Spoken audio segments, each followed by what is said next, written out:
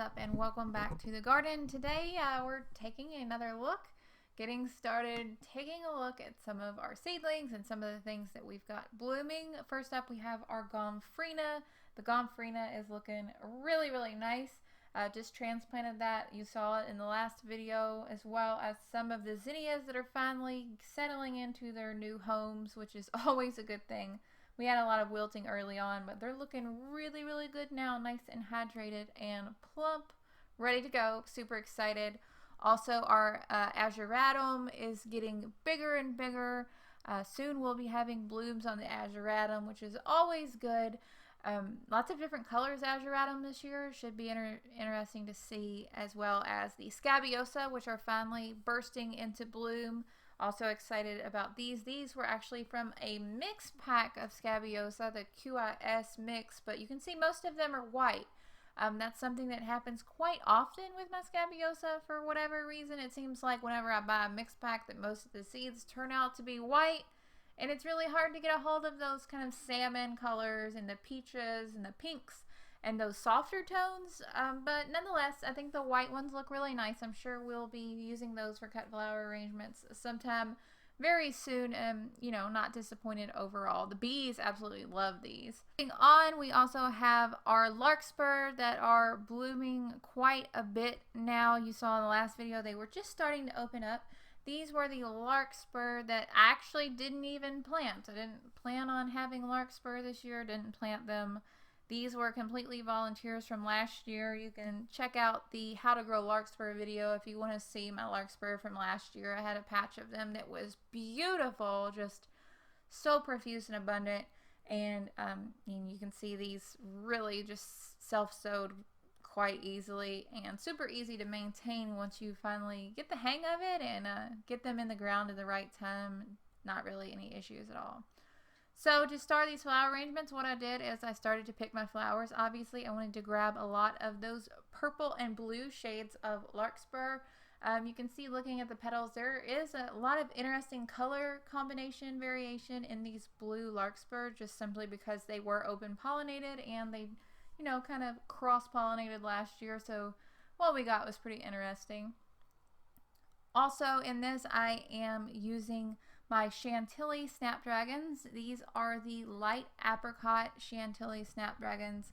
These Snapdragons are so difficult to find the seeds for these, and this is just one color. Fortunately, I was able to get a hold of some, and now that I've grown them and they're blooming, I am totally able to understand why these things are gorgeous. So in picking all these Snapdragons, just these lovely tones of salmon and kind of peach that kind of progress up the stem, I wanted to make a flower arrangement. I was thinking that these colors and the purples of the Larkspur would go really well with some nice green bupleurum. So all I did was combine those elements with a little bit of Feverfew, and we've got this arrangement, which I really dig. I think this is so far one of my favorite arrangements that I've ever done. Though the blue and the peach kind of look a little maybe more contrasting, I guess, the Feverfew, this pale yellow in the Feverfew, seems like it really ties it together really well. I think it looks nice because we have those dramatic spikes of flowers with the Larkspur and the Snapdragons, and those littler, smaller flowers of the bupleurum and the Feverfew just really tie those together, bring those together to make something that looks just nice and cohesive and so pretty. So pretty. I gave this one away. It was very much well received. I really like this one a lot. In the future, I think I would definitely play with this combination of colors again. I think this one is definitely my favorite of the video, though it is a close call with a couple of the other ones. Moving on to the next arrangement, we're going to start off with more of those light apricot Chantilly Snapdragons. Now, these are open-faced butterfly Snapdragons. They look quite a bit different than regular Snapdragons. I know I've had people comment before, like, those aren't Snapdragons. Technically, yes, they are. They're a hybrid. They're generally used for forcing in greenhouses. I overwinter them personally in my hoop house from the fall. These were actually planted on April 1st of this year. These transplants of these snapdragons specifically were planted on April 1st, and they grew and they had pretty long stems, but they still bloomed about the same time as the other snapdragons that I planted in the hoop house, so there really wasn't much difference there.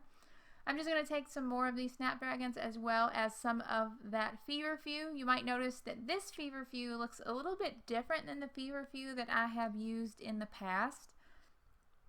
The main reason for this is just that the Feverfew that I've used in the past has usually been a double Feverfew that doesn't have that open center.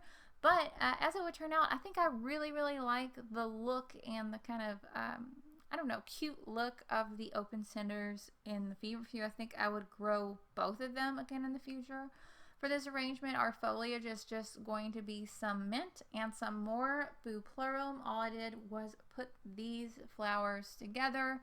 And man, oh man, I don't know. This is another one that I really, really like. This one is absolutely beautiful. This time we stuck to just the, peach coral tones of those light apricot snapdragons. I really love the way that the Feverfew just really offset those blooms just so incredibly well. There's really not enough that I can say about this arrangement. I think it is adorable. Just like the other one, I thought it was really nice. It's always so nice when the flowers in the garden come together and you are able to create something that you really, really like. The same is also true for our next arrangement. I guess I should start talking about that before I, get carried away. These are the Lady of Shalott David Austin roses. Ideally, these are not at the stage that you would pick for cut flowers. These are well past where they should be, but this arrangement is for me. So I can pick my roses whenever I want. This is the 4th year for these roses, and I have to say that they are doing exceptionally well compared to, the first 3 years. These stems are so long now. I can easily use them for cut flowers, even though they don't really lend themselves to cut flowers all that well. They seem to lose a lot of petals and drop petals, but I'm not going to complain about it because the color is absolutely gorgeous. Also in this arrangement, we have some bronze Chantilly open-faced snapdragons. I didn't have very many bronze this year. I just had these from a mixed pack. But as you can see, the color is definitely darker than the light apricot. It's still kind of the same shades, the same tones, but the oranges are more saturated. The pink's a little bit more saturated. To use our foliage for this, we're going to use more Buplurum. The Buplurum in the garden this year was a volunteer, and it's done exceptionally well. All I did was arrange these flowers into the vase with the roses. Oh, those big, beautiful roses. I also added a little bit of mulberry foliage, but you can see it's started to wilt a little bit. I'm pretty sure that mulberry foliage is pretty much done for the season just because now it's so hot and it's so difficult to keep it fresh looking. Especially when I'm picking flowers in the heat. I know that's not ideal, but sometimes in the South you only have the choice to pick flowers in the heat. So, sometimes there's not another option. That's really about it for this video. I hope you enjoyed it. I hope you liked it, and I hope that it was helpful. I'm not quite sure if it was, but if it was and you're new here, be sure to subscribe. I would absolutely love to have you. Be sure to share the video, tell your friends, all that good stuff. We're really just trying to grow our little gardening community here on the channel. I could upload videos about, growing vegetables, growing cut flowers, who knows, DIY projects. If you like a little bit of surprise, you might like the channel.